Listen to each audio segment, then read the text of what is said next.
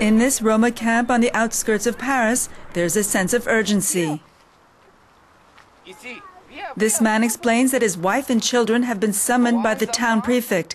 They will be paid to return to Romania. But not him. The reason? He already went back 3 years ago and was paid 300 euros. It was a one-shot deal.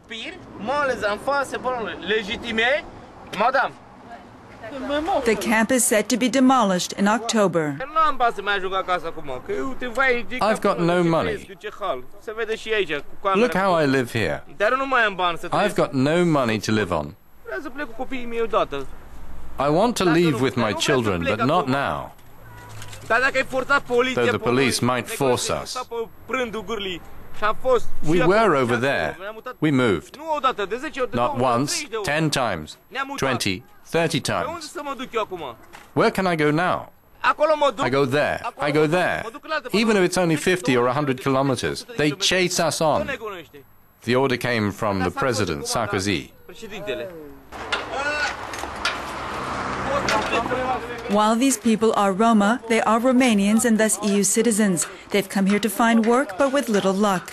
And under EU rules, the state can deport people who have been in the country for at least 3 months without a job or are a social burden. Here they survive on finding and selling scrap metal. Some admit to begging, but not stealing. While their living conditions and expulsions have shocked and divided not only France but the European Union, opinion polls show that a majority of French support Sarkozy's orders to dismantle illegal camps. But they don't believe it solves the problem. We are facing, rather classically, at European level, a kind of hypocrisy. Everybody tells you at meetings and in the media that we have to take these people in, but if possible, not where I live. It's a classic case of what our friends the British call not in my backyard. That's absolutely where we are. One of the central tenets is that whether or not they're European, what do they do within national territory? Do they contribute to the running of the economy? Today, according to polling results, it's fair to think that a large majority of the French consider that they're more a burden on the taxpayer than a group that can contribute to our society.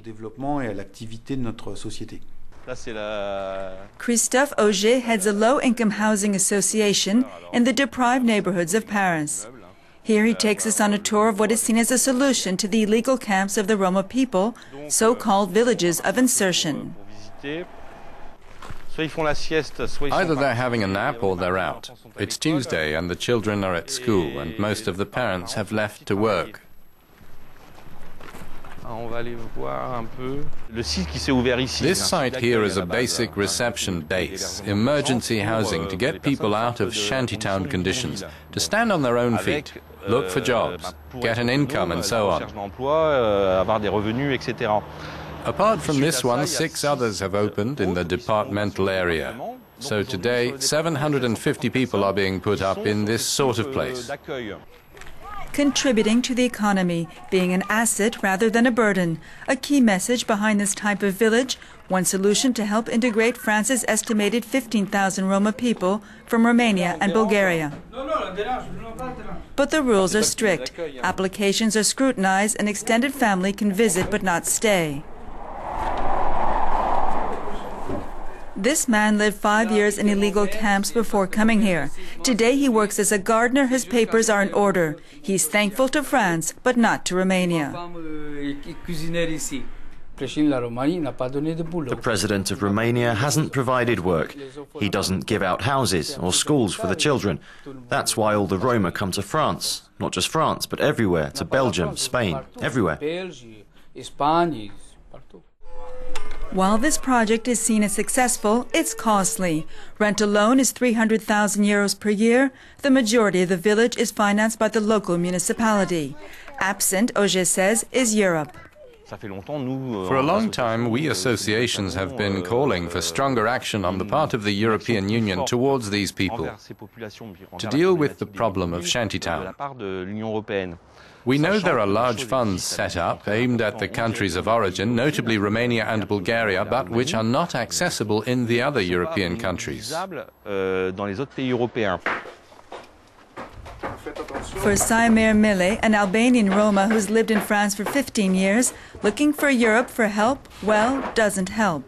Here he takes us to visit a group of Roma people in the Paris suburb of Saint-Denis. Many of these Roma families have been in France for years, some for decades. They're not all Romanian and Bulgarian. Here they're setting up a new camp after having been evicted from one nearby.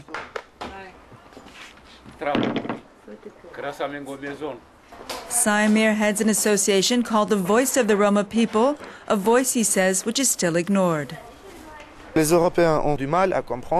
Europeans have difficulty understanding that a people can exist scattered all over Europe and beyond, while still remaining a people with a language, a history and a culture. And all they're asking for is the right to exist as a people. So being a Roma and French at the same time, Roma and Albanian, Roma and Greek at the same time.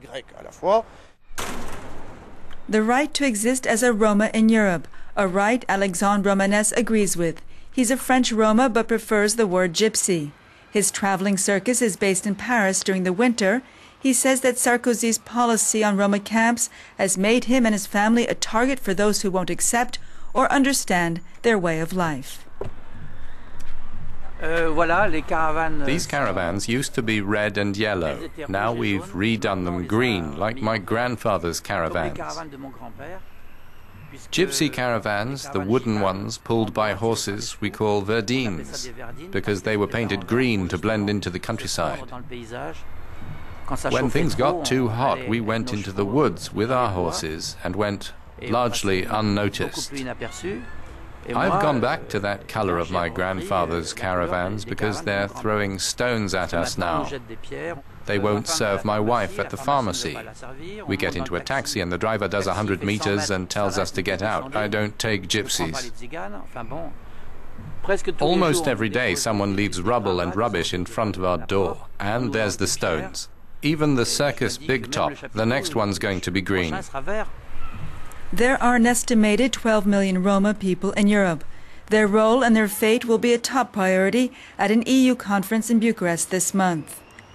And while Alexandre Romanes acknowledges a growing support for the Roma cause by the European Commission, he insists the EU needs to open not only its borders, but its vision when it comes to their future.